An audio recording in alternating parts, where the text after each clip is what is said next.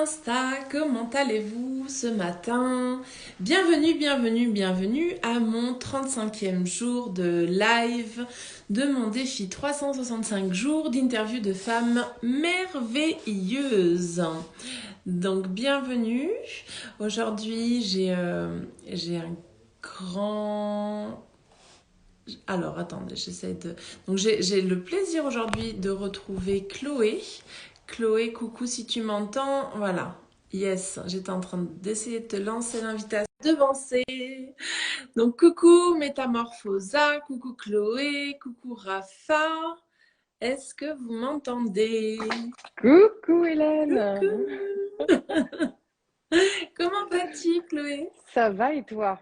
Et ça va bien. Alors attends, Ah, parce que là, je fais joli une... arbre. Hop, c'est bon. Coucou. Un cocon dans les cimes qui nous rejoint Coucou aussi. Manu. Bienvenue à vous en tout cas, bienvenue Chloé. Merci de participer à ce challenge de 365 jours avec moi. Merci à Euh, toi de m'inviter Hélène. mais écoute, c'est un plaisir. Moi, je suis ravie de rencontrer des merveilleuses femmes tous les jours, tous les jours, tous les jours. Je rappelle le principe, je ne connais pas Chloé. C'est la première fois qu'on parle, en vrai. C'est ça. On a échangé un petit peu par message privé pour caler la date du rendez-vous, mais c'est tout. Et donc, le principe de ce challenge, c'est que pendant 20 minutes, on va échanger sur ton parcours, Chloé, sur qui tu es, qu'est-ce que tu fais dans la vie et comment tu accompagnes ou tu aides peut-être les autres personnes. Là, c'est mieux, il y a un peu plus Je de me lumière. cale. Ouais, c'est mieux. Ouais, Voilà. là, c'est un peu mieux, ouais, on te voit mieux, nickel. Donc, est-ce que tu voudrais te présenter, Chloé, un petit peu? Oui, avec plaisir. Donc du coup, je m'appelle Chloé Michelini. Je suis la fondatrice donc de CFC Evolution. J'accompagne en particulier les âmes de leaders, les leaders d'âmes, voilà, comme on a envie de les définir, en fait, vers une meilleure connaissance d'eux-mêmes. Mm. C'est-à-dire que pour moi, c'est vraiment très, très important d'accompagner les gens à retourner à leur vérité profonde, si tu veux. Donc, il y a différentes façons d'y aller. Certainement qu'on ira voir ça tout à l'heure ensemble. Mais en tout cas, l'idée, c'est de plus on accède à une meilleure connaissance de soi et plus on arrive à s'aligner dans sa vie et du coup, notamment au niveau professionnel, pouvoir s'épanouir pleinement, quoi, à faire ce qu'on aime. Tout à Donc, fait. j'accompagne en coaching, j'accompagne en bilan de compétences à travers des lectures de thèmes Human Design, parce que c'est aussi au cœur de tous mes accompagnements, Yes. et puis des programmes collectifs en ligne. Voilà.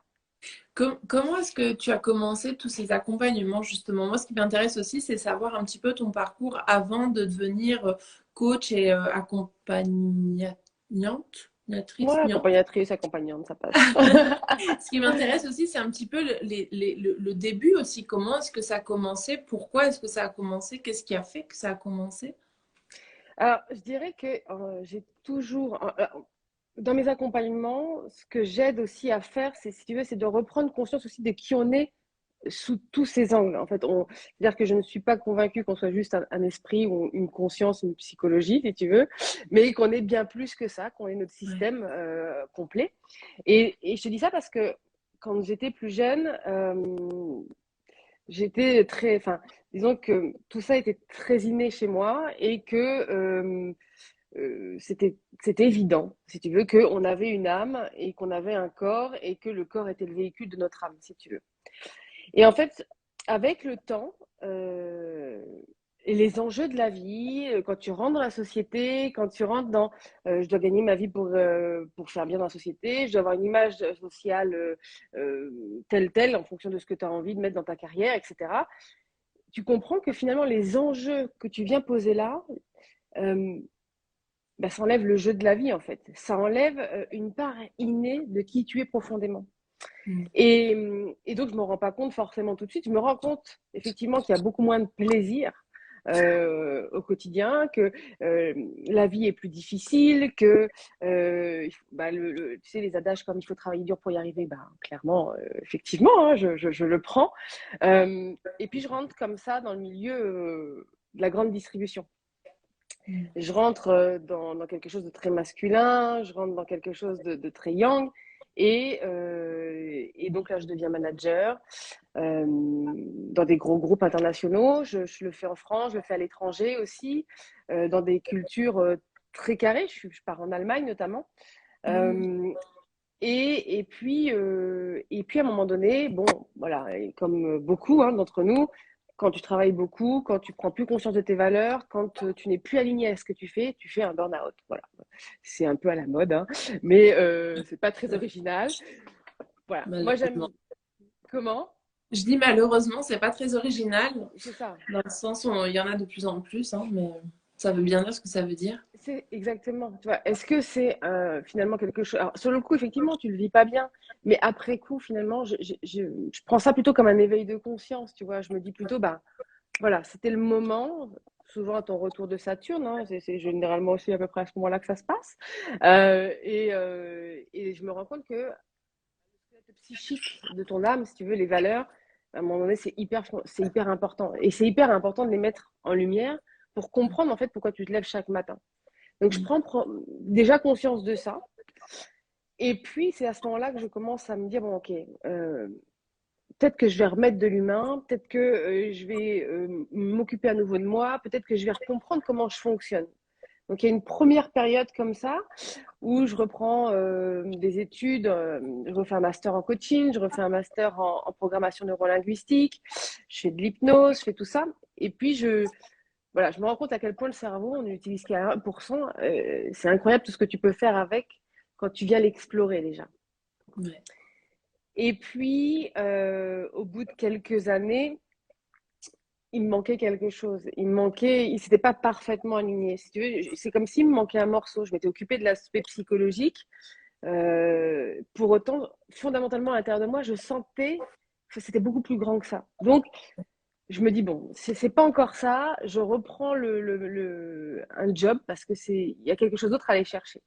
Et donc là, je reprends un job dans les ressources humaines, donc là, au cœur de l'humain. Donc, je vais expérimenter, si tu veux, tout ce que j'avais appris, la programmation linguistique, le coaching. euh, et au bout de quelques années aussi, je me dis, je retombe dans les travers, en fait. Tu vois, à un moment donné, tu reproduis le schéma. C'est Mm. quelque chose qu'il faut prendre aussi là en considération. Peut-être à un moment donné sortir, se poser et comprendre ce qui se passe. Parce que là, encore une fois, on est plusieurs parts à l'intérieur de nous. Et donc, il y a les parts de nous aussi, la part sociale de nous, qui a Ouais. construit une image et de laquelle il va falloir faire le deuil ou pas, hein, en fonction du cheminement dans lequel on est arrivé, au niveau auquel on est arrivé. Mais en tout cas, moi, j'étais arrivée à me dire, bon, ok, c'est pas fondamentalement ça. Effectivement, c'est important d'avoir une image sociale parce que tu construis tes amis, parce que tu construis ton environnement, parce que tu construis ta vie autour de ça. Mais à l'intérieur de toi, ça ne résonne pas. D'ailleurs, tu n'as qu'à regarder combien d'acteurs avec comment dire, des carrières incroyables ont fini par se suicider S'ils sont pas heureux. parce qu'ils ne Mhm. sont pas heureux. Donc, ce n'était pas la notoriété, ce n'était Non. pas l'argent, ce n'était Ouais. pas tout ça. C'est quelque chose de plus profond Tout qu'on à sent fait. en fait. Mm. Et donc là, je quitte. J'ai adoré mon job, hein, mais il y a quelque chose qui n'était pas aligné. Et alors là, je recommence plein de formations. Je me mets comme objectif de comprendre ce que j'avais pas compris encore ou sur quoi j'étais pas revenue encore à l'époque. Et je reprends plein de formations en énergétique, en coaching, en programmation neurolinguistique, en human design, en astrologie, euh, Wow. tout ça. Mm. Voilà, pour aller chercher, en tout cas, pas spécialement de la connaissance dans ces formations-là, mais des mots. Là, les mots sont importants. Si tu veux, dans la connaissance de soi, quand tu accompagnes les gens en connaissance de soi, tu as des approches, chacun a des approches. Mais c'est les mots qu'ils vont entendre, en fait, qui à un moment donné vont dire, ah, ok, là, Bon ça fait raison. du sens, Mm. tu vois. Et donc voilà, donc voilà un peu le parcours qui m'amène aujourd'hui à accompagner les gens parce que quand j'étais manager ou quand j'étais aussi dans les ressources humaines, ce qui était fondamental pour moi, c'était d'accompagner les personnes déjà à l'époque à trouver leur voie, à s'aligner, à mettre leur talent en lumière. Euh, voilà, à l'époque déjà, j'étais pas pour licencier les gens, j'étais pour me dire si à un moment donné il y a quelque chose qui fonctionne pas, c'est qu'on l'a pas mis au bon endroit. Donc Ouais. on va aller s'intéresser à lui, à ce qu'il y a derrière cette personne. Et là, en posant un regard différent sur lui, on va essayer de le révéler. Parce que ça aussi, je pense que c'est une des clés. Et des fois, il m'arrive encore d'accompagner des managers dans des entreprises sur de la formation en leadership. Et je leur pose toujours ça, c'est aussi le regard que tu poses sur la personne. C'est comment tu vas regarder la personne avec tes yeux qui va aussi tout changer, en fait. Complètement. Complètement. Donc voilà, un peu pour te raconter mon parcours, Hélène. Ouais, c'est super intéressant. En tout cas, je vois que tu es avide, je pense, de tout ce qui est formation dans le développement personnel, dans tout ce qui est la compréhension de l'humain finalement. Et je trouve ça génial. Et en même temps, je partage aussi ce côté-là. C'est-à-dire que je pense que quand on met un pied dans ce monde, on a envie. En fait, ça ne s'arrête plus parce voilà, on est curieux et on a envie d'approfondir nos connaissances de l'humain. Et C'est aujourd'hui, ça. donc concrètement, donc tu dis que tu as créé une académie, une école. Est-ce que tu veux nous en dire plus justement? Une société qui accompagne les gens, notamment à s'aligner au niveau professionnel. Voilà, c'est quelque chose. Alors, quand tu accompagnes les gens au niveau professionnel, tu accompagnes les gens dans qui ils sont. Parce que l'humain qu'on est dans la vie personnelle n'est pas différent de l'humain que tu es dans la vie professionnelle, en fait. Donc, aller voir ce qui s'est passé dans ta vie, comment le corps parle, et je sais aussi que tu en connais quelque chose, comment le corps te parle, ça c'est important. Reprendre en considération aussi comme je te disais tout à l'heure, que le corps est le véhicule de l'âme. Donc, à un moment donné, quand tu as des maux physiques, qu'est-ce qui se joue en fait? Là, où tu n'es pas aligné, qu'est-ce que le corps vient te dire? Je racontais dans une de mes masterclass un exemple sur une relation pas toxique, ouais, avec une personne que j'avais eue. Et l'histoire de la place, j'avais eu mes chaussures, enfin pas mes chaussures, mais en tout cas ma taille de chaussures qui avait réduit de 2 pointures. Oh, Ouais, ça paraît incroyable, ça paraît fou, mais à quel point ton corps te parle. C'est-à-dire que quand tu trouves plus ta wow, place, quand tu veux te faire petit, voilà une possibilité de ce que ton corps peut te proposer. Tu vois, allô, est-ce que tu me incroyable. comprends? Est-ce que tu me vois? Est-ce que tu... Voilà. Ouais. Et je me rappelle de ça parce que j'étais en pleine formation sur la programmation neurolinguistique et ma formatrice à l'époque me dit, mais elle est où ta place? Et ah ouais, ça avait résonné, tu vois, le mot avait résonné. Ouais.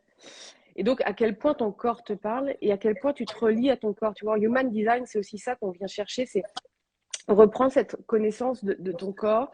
On ne prend pas nos décisions avec le mental. Les décisions que tu prends avec ton mental, c'est la raison. C'est parce que tu as ton environnement, parce que tu as ton système de comparaison, parce que tu as des attentes de la vie, etc., etc. Donc, ce sont tes conditionnements qui te font prendre une décision de cette manière-là. En revanche, quand tu prends conscience que ton âme te parle, que tu as une reliance qui est beaucoup plus grande que ça, que tu n'es pas juste un esprit, mais tu es beaucoup plus grande que ça, ou beaucoup plus grand que ça, alors tu te rends compte que ton centre décisionnel, il n'est pas là-haut, mais dans ton corps. Donc, Et, et, et, et donc à ce moment-là, bah, tu prends conscience que l'environnement dans lequel tu vis est important, tu prends conscience que la façon dont tu engraves les informations est importante, tu prends conscience que tes conditionnements, ou alors en tout cas tes émotions que tu vis, eh ben, ce ne sont plus des émotions désagréables ou agréables, c'est ce système de dualité ou de polarité dans lequel on est, mais c'est un centre d'information en fait. Ton émotion devient une information sur ton alignement ou ton non-alignement. Et en ça devient plus grave en fait. Il n'est plus question de se dire c'est bien ou c'est pas bien. Il n'y a pas de jugement. Il y a juste un regard d'amour qu'on pose sur soi à ce moment-là. Et moi, j'aime bien dire que nos émotions sont des indicateurs finalement. c'est ça. Des jauges, des indicateurs qui nous permettent d'identifier voilà, quelque chose. Ça ne veut pas dire que c'est bien ou que c'est mal. C'est juste une indication de ce que l'on est en train de vivre à l'instant T, finalement. Donc, Exactement. ça rejoint ce que tu dis. Ouais. Et je vois des messages de un cocon dans les cimes qui dit mais tellement ça, en fait. C'est Ouais. ça. Ouais. Je sais que Manu partage ce que je dis là. Euh, ouais. Oui, parce que si tu réduis la personne à juste ce qu'elle est psychologiquement, tu prends pas conscience du corps, tu prends pas conscience de la part émotionnelle et tu prends pas conscience de la part énergétique. Et ça aussi, c'est important. C'est-à-dire que ta Ouais. fréquence vibratoire.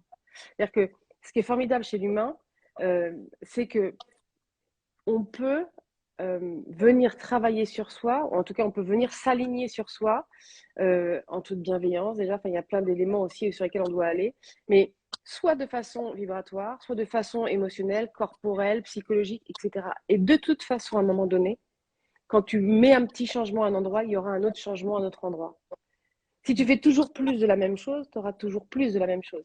Si à un moment donné, tu mets un petit changement dans ta vie à n'importe quel endroit, alors il y aura un changement de toute façon. Le résultat sera différent. Tout à fait. Et donc, c'est là aussi où j'accompagne les personnes, c'est vraiment dans leur métamorphose. C'est-à-dire que j'ai une appétence pour le changement, j'ai une facilité à changer, à, j'ai fait beaucoup de travail différent.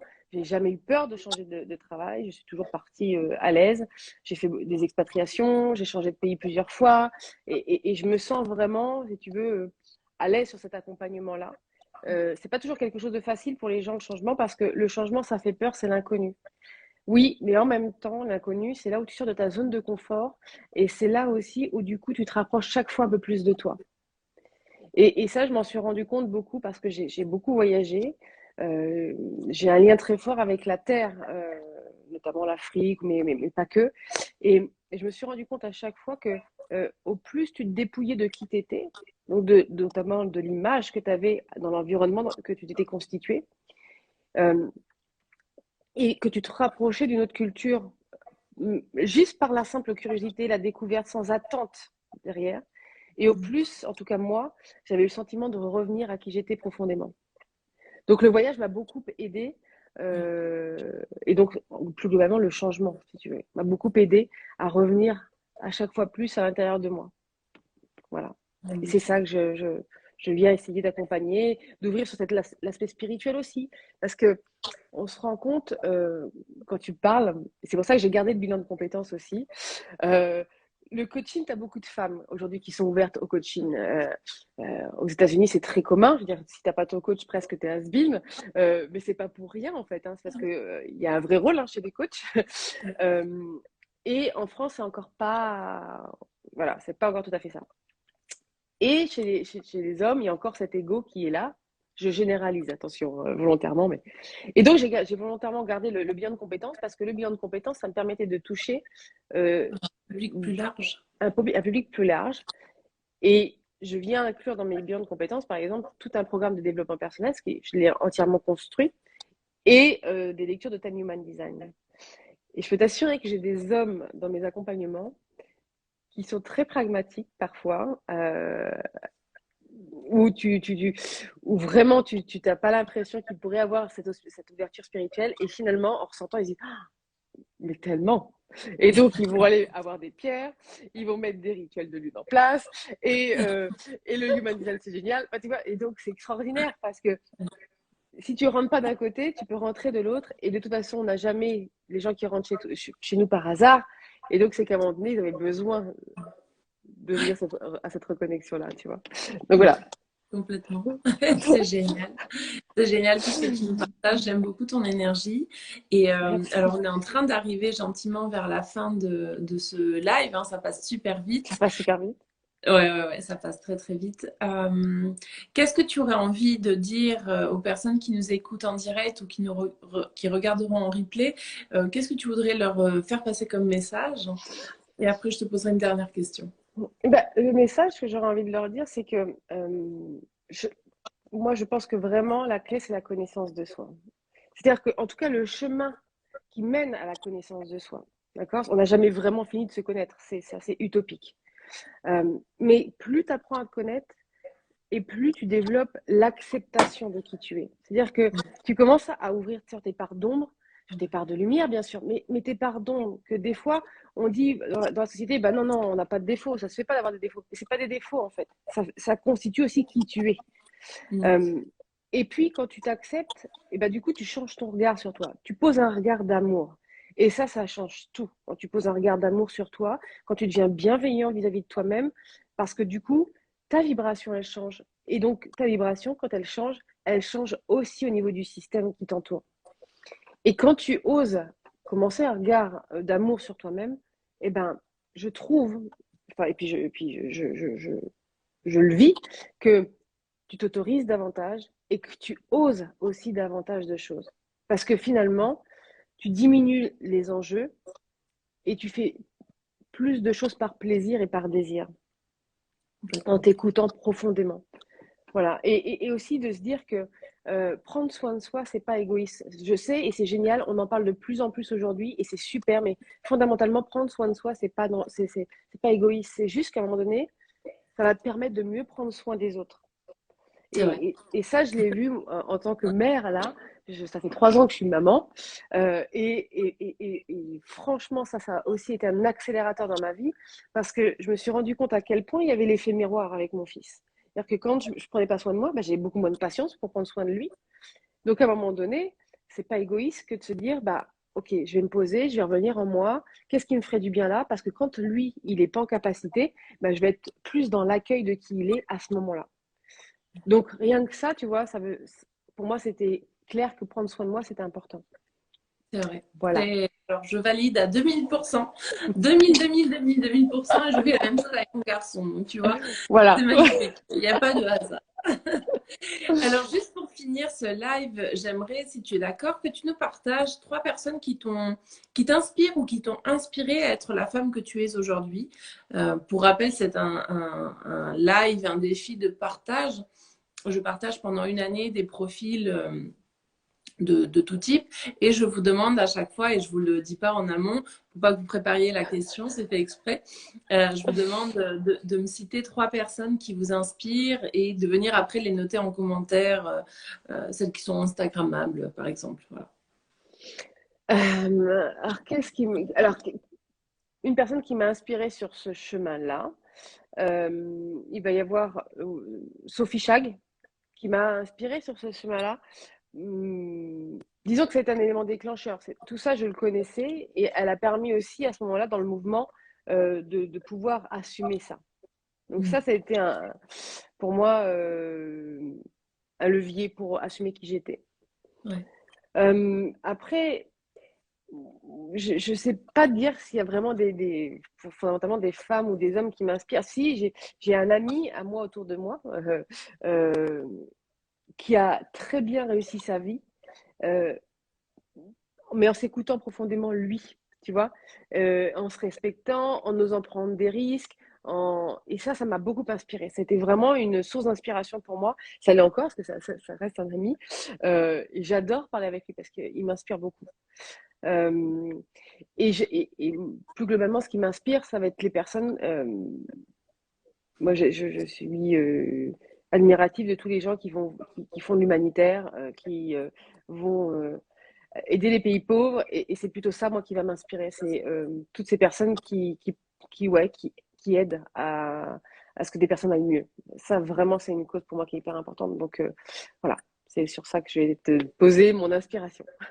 Eh ben, c'est magnifique, je te remercie beaucoup. On arrive vraiment là à la fin du live. Merci beaucoup Chloé pour être venue aujourd'hui nous partager qui tu es. N'hésite pas à venir mettre en commentaire justement tes coordonnées pour que les personnes puissent contacter facilement avec toi. Voilà, tu peux mettre ce que tu veux, c'est OK. Et nous partager les personnes qui sont Instagrammables aussi, c'est toujours intéressant pour ceux qui ne les connaissent pas de les rencontrer. Voilà.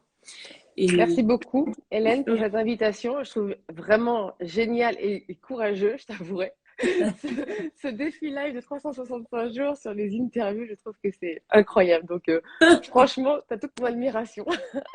merci Bravo, beaucoup. Hélène. Écoute, on en reparlera d'ici un an. Pour l'instant, tout va bien, tout se cale à peu près bien. J'ai pas eu Super. voilà, de couac encore et j'espère que ça va continuer sur cette lancée. Et voilà. Mais en tout cas, c'est avec plaisir que je le fais et pour l'instant, je m'en lasse pas du tout, à vrai dire. Ouais, je vois bien. C'est très Merci inspirant. beaucoup. Merci. Merci à toutes les personnes qui étaient là en live, Merci. les personnes qui nous regarderont en replay. Je vous souhaite un bon appétit pour ceux qui vont partir manger. Et pour ma part, je vous dis à demain. Et je vous embrasse très fort. Belle journée. Merci toi aussi. Belle journée. Ciao.